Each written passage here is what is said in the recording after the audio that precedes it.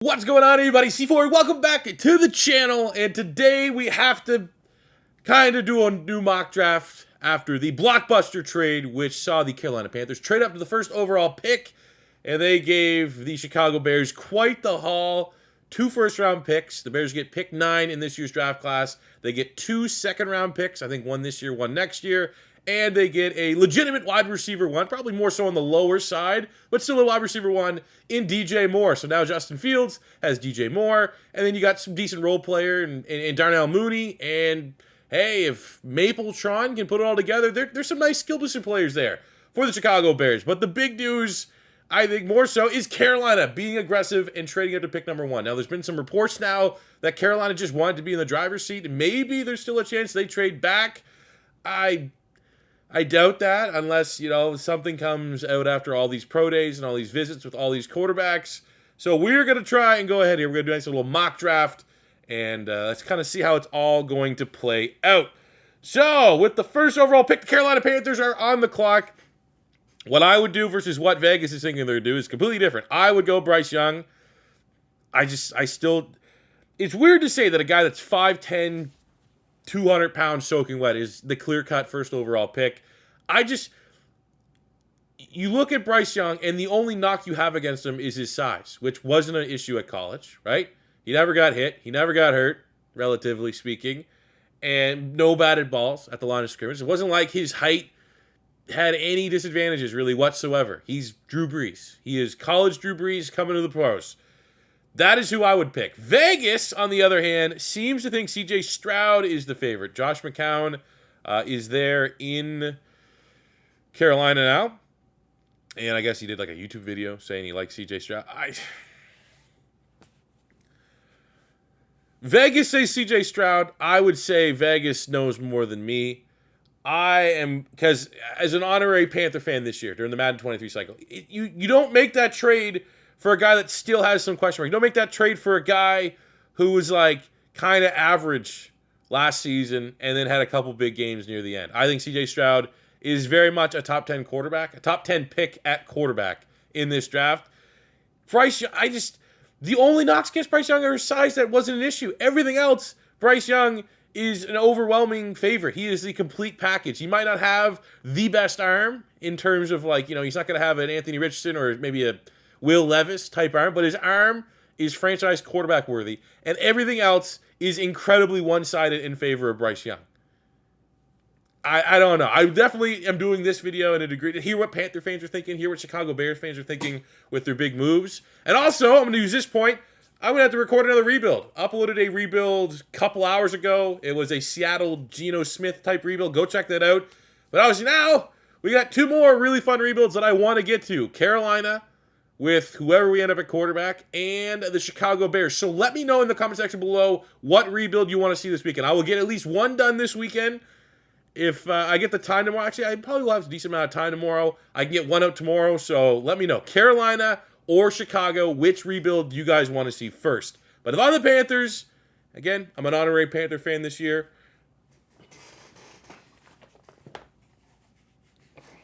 We are going... Put it this way, Keith Taylor would pick Bryce Young. That's all I'm saying. Keith Taylor would pick Bryce Young. Houston at pick 2, we're going to have them get C.J. Stroud. I think they're pretty much going to be like, all right, we'll get whatever quarterback the Panthers don't select. Arizona at pick 3, I feel like this is where it's going to be. This is where the draft's going to get incredibly interesting. I think they want to trade down. I think the Panthers completely shifted the priority in quarterback. If Detroit, pretty much whoever falls in love with Anthony Richardson is going to want that pick. Maybe Indianapolis just makes... You know what? That's what we'll do here. I don't know what that trade would cost, if I can even make it right now. I have trades on somewhat realism. I want to let me make this trade. Arizona, 1-3. Indianapolis, 1-4. Like 1 and a 3?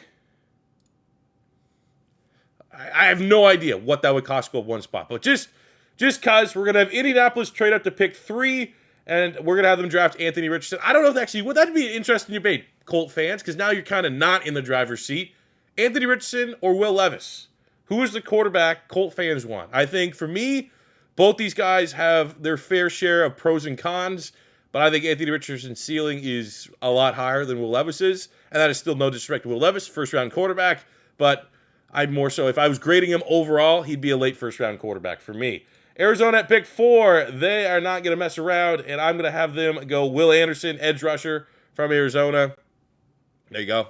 Congrats. Best non-quarterback in this year's draft class. Seattle at pick 5, I'm having to go Jalen Carter. Spoilers, if you watch the Seattle rebuild that we did, that's where I went in the draft. At 5, I grabbed Jalen Carter. I think the free fall stops there. Still a big question mark. No one really knows the full story yet. More's going to come out. More could have Jalen Carter fall. More could come to light where Jalen Carter doesn't fall. But I think it's a great fit for Seattle. I think he can fit on their front. He can play pretty much everyone on their front 3. You're kind of laughing at this point. Detroit at pick 6. This is an interesting one. They could go corner, which has kind of been a popular pick for the Lions, or they can do a hypothetical what if they didn't get Aiden Hutchinson, they got Travon Walker, because Tyree Wilson is kind of this year's Travon Walker. I think it's interesting from the standpoint of value, because value says you go edge every time over corner. Last time Detroit drafted a corner very high, it was Jeff Okudah, and that hasn't really worked out. But I think when you look at what they got going, I think between Aiden Hutchinson and then you had the emergence of James Houston, who I don't think you really want to stunt his development by grabbing Tyree Wilson. I mean, Tyree Wilson could also be a guy that, like, who's that guy they had? They had that guy from the Patriots. Edge rush from the Patriots didn't really work out there, but, like, Tyree Wilson might be able to fill that role. I don't know why. I can't remember his name. He did nothing for the Lions. But I'm going to go against my better judgment here. We'll go Christian Gonzalez, kind of copy and paste from our last mock draft that we did. I just think getting another corner. I think corner's such a priority for Detroit over edge, because you got Aiden Hutchinson, man. Do you really want to double up on edge again? But I'd still also say that while understanding the positional value. Pick 7, we have the Vegas Raiders. And for the Raiders here, this one's a little interesting. I think at this spot, this is where the trend gets bucked here a little bit. I think they could easily just go Will Levis. I just think at this point, I'd rather go short term with like Jimmy Garoppolo, who you know will likely be okay to solid in a Josh McDaniels system, than just getting the quarterback that's left over. So if I'm Vegas, I'm going with the best tackle in this year's draft class, and that is Paris Johnson Jr. out of Ohio State. Plug and play. You put him at right tackle, you're laughing. Forget about it. Him and Colton Miller, you're going to be solid for many years to come. We have Atlanta at pick 8, and the Falcons desperately need a lot of things, but I'm going to have them actually go on the edge and get Tyree Wilson, the edge rusher from Texas Tech. I feel like for their 3-4 defense, wear a lot of hats. I think you can move them all over the field. Very versatile, very good athlete, unreal, outworldly type length at the edge position.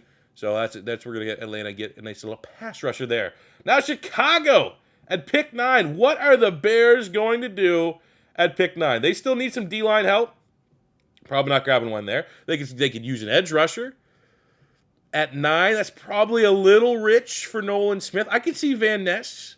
Myles Murphy, the hype's a little cool on Myles Murphy. I'm sure if he tests at Clemson's Pro Day, the hype can justify this, because 2021 Myles Murphy absolutely would be the plug-and-play pick here in 19. But last year's Myles Murphy, looked a little different outside of a Brent Venables defense. I think you could go tackle as well. I think if you're Chicago, you can get a right tackle. That is a need. You could go wide receiver, even getting DJ Moore. You're not 100% sold on all that. You go in the secondary and get a local guy, Illinois guy, and Devin Witherspoon, who is not actually going to test at Illinois' Pro Day. Got to wait for a private workout there. I'd think if I'm Chicago here, I really wish Paris Johnson, because that'd be my layup pick. You could go Skoronski, and then if it doesn't work out, he could kick into guard. Have Justin Fields not run for his life. That's where we'll go. We'll go Skoronski at 9. Just go best lineman available. Didn't love the board at 9. Honestly, if I'm Chicago, I might even consider trading back again and just acquiring even more of a war chest, given that board. But I don't think you can argue against tackle, because Skoronski, if he does play tackle, it's most likely going to be a right tackle. And if not, he's going to move into guard. And they need both those. They need tackle and a guard. So you kind of get a twofer here, even though you don't really love the idea and the value of a guard at pick 9. But until we see Myles Murphy test, until we see, maybe the hype and the dust settle here for this log jam of edge rushers, because, it's close between Murphy, Van Ness, and Nolan Smith. Nolan Smith has the hype from the combine, In my opinion, Van Ness is my favorite of these three right now to plug and play as a rookie. But then again, and then Myles Murphy's going to hit that Eminem, like, or Dr. Dre and Eminem, you know, forgot about Dre. You forgot about me, you forgot about Myles Murphy. So that's a tough call. And I was up in Philadelphia now. Philadelphia here at 10. If it's Howie Roseman, he's probably picking one of these guys. Maybe Kalijah Cansey. I mean, he's probably going to hope he can get Cansey a little bit later. But with the news out of Philadelphia that Darius Slay is going to get traded. And this is kind of what I'm doing. I'm not going with Vegas. If I went with Vegas, I would have went CJ Stroud to pick one. I would go with Devin Witherspoon. Now, I withhold judgment to see him test because the corners are so incredibly tight between phrasing, get your mind over the gutters, Christian Gonzalez, Devin Witherspoon, Joey Porter Jr. I firmly think those are my three, and we've seen Gonzalez test out the park. We've seen Joey Porter test out the park, and Joey Porter much more tested than Devin Witherspoon. But I think the tape, Witherspoon is my favorite tape out of all those corners. But I'm going to withhold if Witherspoon goes to his pro day and runs like a 4.58 at 185 pounds.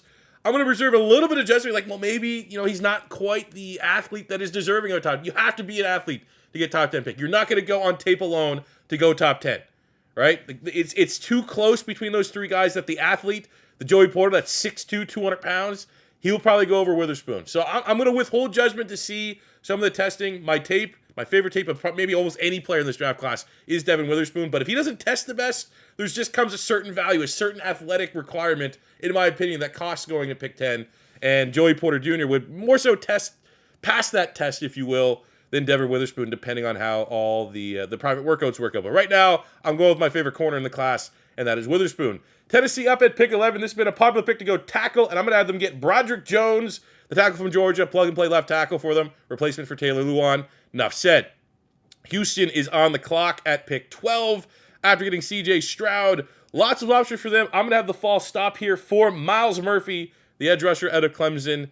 I think Houston definitely needs some help on the pass rush. DeMeco Ryans knows what he looks for in a pass rusher. I think Myles Murphy is going to be a good get there. Nice developmental guy that, you know, the first true draft pick. I mean, it's his first freaking draft, but the first like defensive player that DeMeco Ryans can put his stamp on in Houston.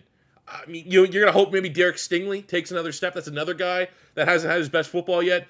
But I think you bring in someone like DeMeco Ryans, you want him to elevate and develop these guys on the defensive side of the ball. And much like Derek Stingley, I think Myles Murphy kind of fits that bill for the edge rushers this year. Pick 13, we have the New York Jets.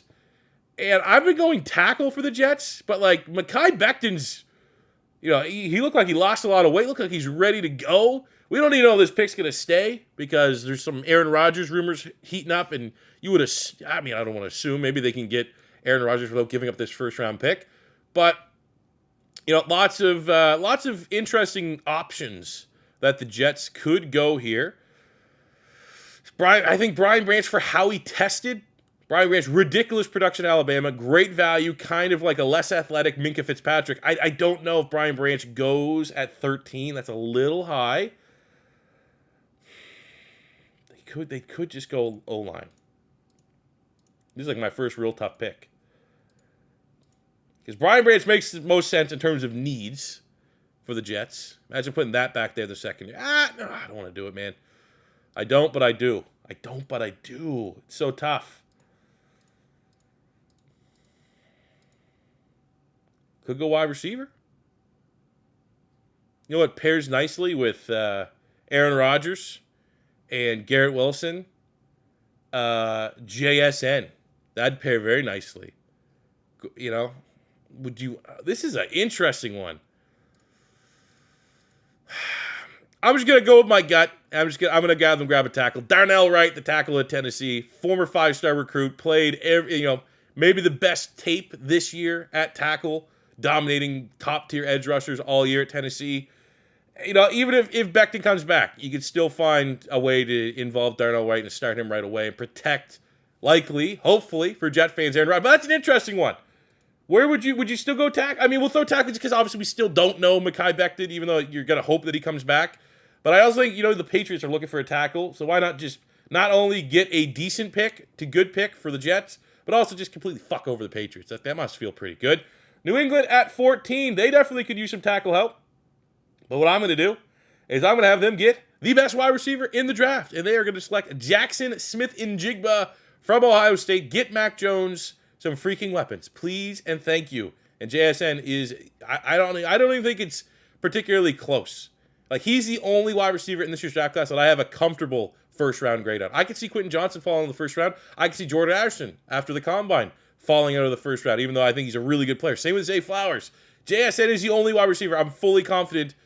I'm not going to say fully confident he's going to go in the first round, but fully confident that he's a first-round grade from me. Green Bay at 15, we're going to have them get let's do it. We'll have them get Brian Branch, safety from Alabama. The Darnell Savage experiment kind of runs out. Amos is getting up there in age a little bit. Branch can literally play everything. He can play. He's a DB, not really much of an outside corner, nickel corner, slot corner, safety. He can play high. He can play the bot. It's just, yeah, he's a DB, the best all-around, well-rounded DB in this year's draft class, which is great value for Green Bay. Washington at pick 16. I'm going to have them get Will Levis. Hey, there we go. Got yourself a quarterback. I still think if I'm the Commanders, I am doing everything I possibly can to get Lamar Jackson from the Baltimore Ravens. But if not, there's your quarterback. Didn't have to trade up.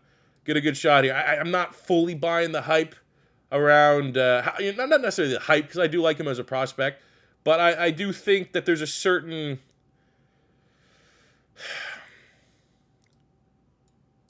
Do you really think Will Levis? I think Will Levis can be the quarterback. I'm not buying the smokescreen about their current quarterback situation. As much as I think that it's viable, I think you still go Will Levis and go with the guy with the higher upside and the better arm talent.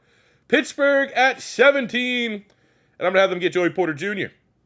That seems like that's a popular pick for Pittsburgh. Obviously, Joey Porter, most notably playing for the Pittsburgh Steelers. They need corner help. Getting his kid, that seems like that would be a home run, awesome pick. Jerseys would be flying off the shelves there. We have Detroit back on the clock at pick 18, and we can still get them edge rush help here and get them Lucas Van Ness out of Iowa. Pair that, just doubling up on the defense side of the ball. Offense was very good for the Detroit Lions last year. Defense was shambolic. So having Van Ness on one side, you still have Houston. I mean, do they use him as like a rush linebacker, kind of like the Eagles use Hassan Reddick? I don't know 100% how they utilize him, but between Van Ness, Houston, and Aiden Hutchinson, that is a hell of a pass rush. Christian Gonzalez on the back end. That Detroit Lions defense got infinitely better from this first round. Tampa Bay at pick 19. Tampa Bay. What would I do if I'm the Bucs at 19?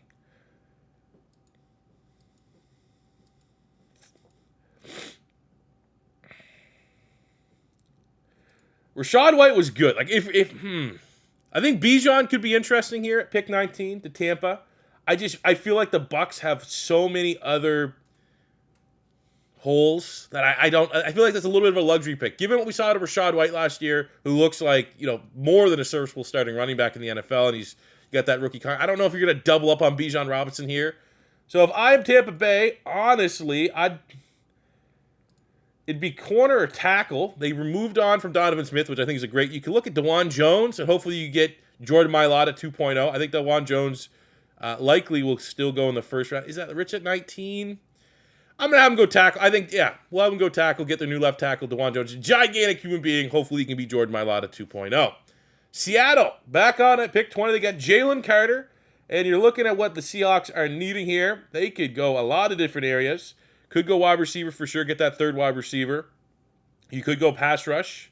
I just think did you watch my rebuild today? Because this is what I did in the rebuild. I got Jalen Carter at 5, and I went Nolan Smith at pick 20. They have interesting guys for their pass rush, right? You got Mafe, Chenawosu, Darrell Taylor. Solid guys. Right, Chenawosu maybe a little bit more so, had a nice year last year, but I feel like, swing for the fences here. Get a guy that could become a prolific pass rusher. I don't necessarily think the ceilings on the current edge rushers they have there. It's a little bit of a luxury pick. It's a little bit, you have 2 first-round picks, sure, but I think Nolan Smith to Seattle gives them a lot of juice off the edge and a whole lot of, I don't know, you want to almost reward Seattle for how well they develop players, and Nolan Smith right now is much more of a pursuit run defender that's working as a pass rusher with the elite athleticism. And I feel like given the track record for Seattle, they'll probably make him into something. And I'd like to see that. I think that'd be a great landing spot for Nolan Smith. We have the Chargers at pick 22. I've had the Chargers going wide receiver, but it now looks like they are not going to move on from Keenan Allen. I think they restructured there a little bit. So it makes it a little bit more interesting where they could go. But in my opinion, I'm going to have them go Darnell Washington again. I didn't see a lot of feedback on my last mock draft where I had them go Darnell Washington. I just think they're moving on from Gerald Everett. Go with the highest ceiling tight end. I think Kincaid, Mayer. I honestly think there's 3 first-round tight ends in this year's draft class, but I think the highest ceiling, far and away, needs to go to Darnell Washington. He's going to help your run game, and the upside is kind of limited. And he's stylistically, you look at what they had in Parham, they like those types of guys. Well, just get a more legit type of that tight end in Darnell Washington. Baltimore at pick 23, desperately need wide receiver help. They could go Bijan. Honestly, that would be absolutely absurd. Someone's going to have to pick him. And I would hate, I already tell you right now, I would hate to just have him fall to Philadelphia because people are going to say bullshit. Baltimore could go Bijan, but you almost have to go wide receiver. So I'm going to have them get Jordan Addison, the wide receiver at USC. Terrific route runner. If you can get a healthy Rashad Bateman, Jordan Addison, Mark Andrews, those are some weapons there for Lamar Jackson, as long as they don't fuck up and not resign. Just resign him. I would love the drama. It'd be great for YouTube content if they do move on from Lamar. But as someone that's been a fan of Lamar Jackson since he was at Louisville, just sign him. Just pay him. He earned it. He absolutely earned it. Minnesota at pick 24. Honestly, they could go wide receiver. They just released Adam Thielen. Get another weapon alongside Justin Jefferson. Continue to build on the offense. There's been some rumors that maybe they look at trading Dalvin Cook. If they do so, with Madison being a free agent, Bijan Robinson could be in play for the Minnesota Vikings. Corner, however, has been an absolutely glaring need, and I think we've had Keely Ringo for a minute, but we'll go something a little bit different and get a freak in Deonte Banks. I don't think any corner helped their stock more at the combine than Deonte Banks. 6'1" with like an S-tier RAS, height, weight, speed, off the charts. I've started to see a little bit of cut-ups. Haven't seen any all-22 yet, more so just broadcast, but he looks legit. He looks legit, man. I don't know how. I watched a couple of Maryland games. Didn't really pop that they had like him and Jacorian Bennett, I believe, down here. Didn't know. But when you look at it, I mean, you see a lot of traits that he is going to be a first-round caliber corner in this year's draft class. So we're going to get a little bit of height, weight, speed there in the secondary for the Minnesota Vikings as they retool. It looks like the Vikings are kind of headed towards a rebuild on the defensive side of the ball. Jacksonville at pick 25.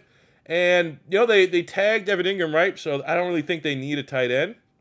But they did move on from Griffin. They cut straight up just cap casualty. So if you're doing that, that kind of tells me you're looking for a corner. I'm going to have them go Emmanuel Forbes. Corner out of Mississippi State, proven ball hawk from the SEC. Straight up just gets 5 interceptions every year in college and a bunch of pick sixes. Very dynamic. Maybe like Devin Witherspoon to a certain degree, some size concerns. He's a little bit underweight. But, I've seen enough corners kind of chirping on Twitter saying it ain't no problem. It ain't no problem. So we got Jacksonville getting a nice corner on the outside. Giants at pick 26. They need some linebacking help. They need some. I just think you need more weapons here.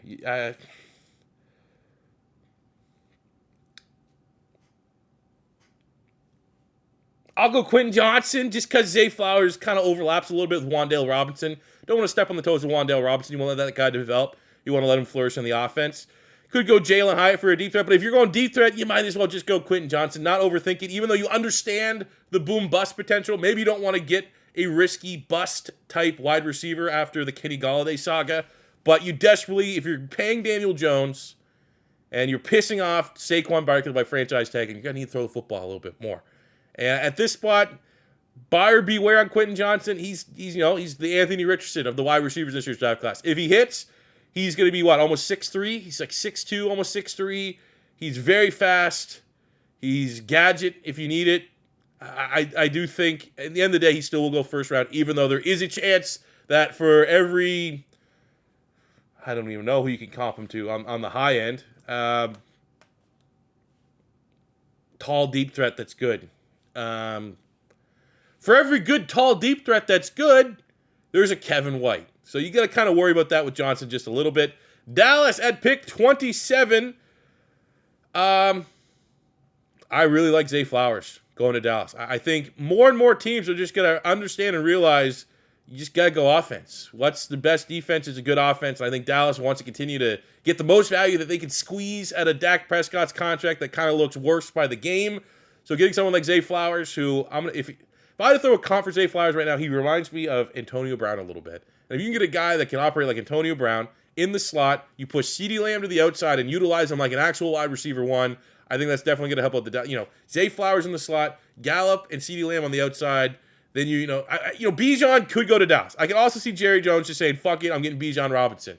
But I think, tagging Tony Pollard, it seems like they're still just in love with Zeke Elliott. I think with Pollard and Elliott almost certainly going to be on the roster in some capacity next year, I think it'd be wasteful to go Bijan Robinson while Dallas needs to find a way to be more competitive next season. Buffalo at 28. Just so I don't have him going to Philly, I'll have them get Bijan Robinson. That'd be ridiculous. Put him in the same backfield as Josh Allen. You still got James Cook. I would say this. My argument would be, I do think Bijan Robinson kind of, in a way, stunts James Cook, who definitely got a lot more reps down the stretch. You can still find a way to get James Cook some touches while having Bijan Robinson be your bell cow type guy. So we'll have him go to Buffalo. But honestly, I'm making this selection just so I don't have him going to Philly and people roll their eyes. Cincinnati at pick 29. Could go tight end here. Could do a lot of things.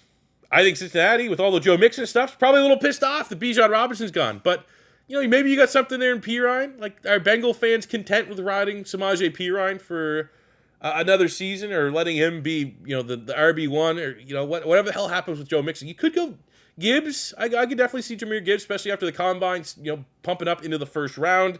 But I think for Cincinnati, you have much more bigger fish to fry, great English, as it relates to the offensive line. You could go Cyrus Torrance, maybe not the sexy pick. Honestly, at this spot,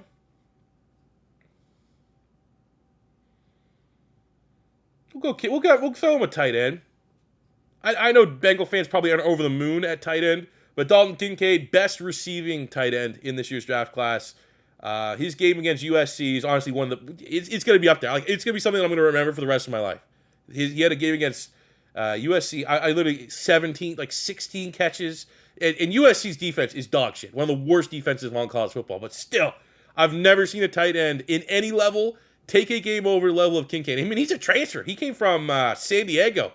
I remember back in the day, I actually used to put him in my draft classes for Madden out of San Diego. I was like, this guy's going to be a stud. And then he transferred to Utah.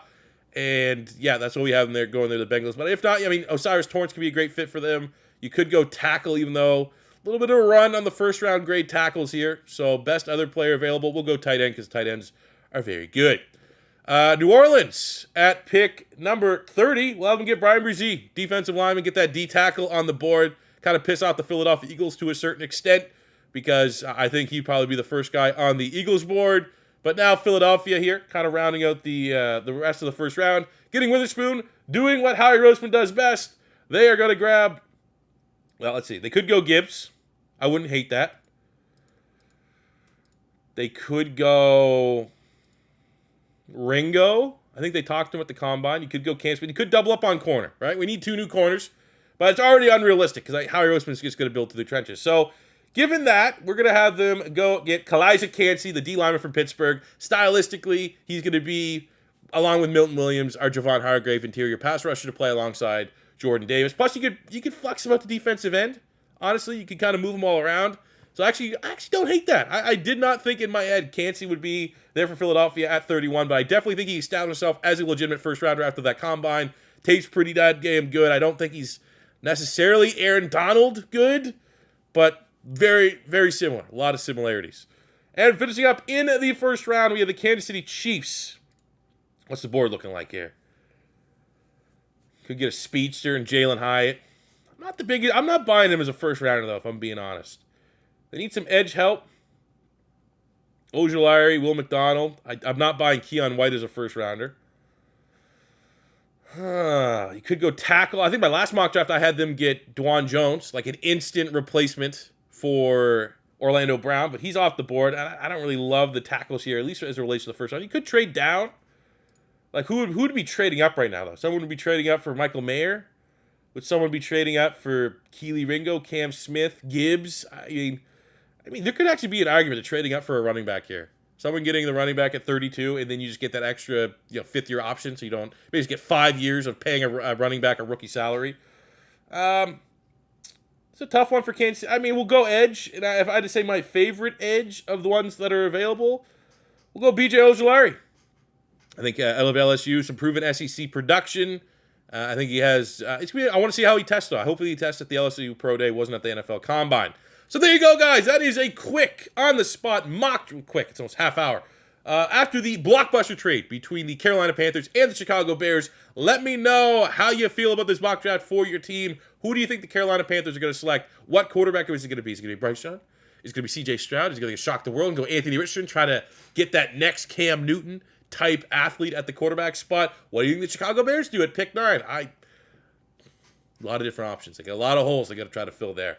So let me know what you guys think about that in the comment section below. And also, what rebuild do you want to see first? Do you want to see me rebuild the Carolina Panthers, which we haven't done yet because it's been our main franchise team, and drafting the new quarterback? Or if you want to see me rebuild the Chicago Bears, let me know in the comment section below. I'll be checking the comments tonight, and based off of that, I will decide. I mean, I'm going to rebuild them both relatively soon anyways. It just kind of decides the order. But I will record that and have it out at some point in this weekend, hopefully Saturday, if not on Sunday. And I'll see you guys then. Thank you very much for watching. If it's your first time stopping by, don't be afraid to hit that subscribe button, smash the like button if you enjoyed, and I'll catch you in the next one. Peace out.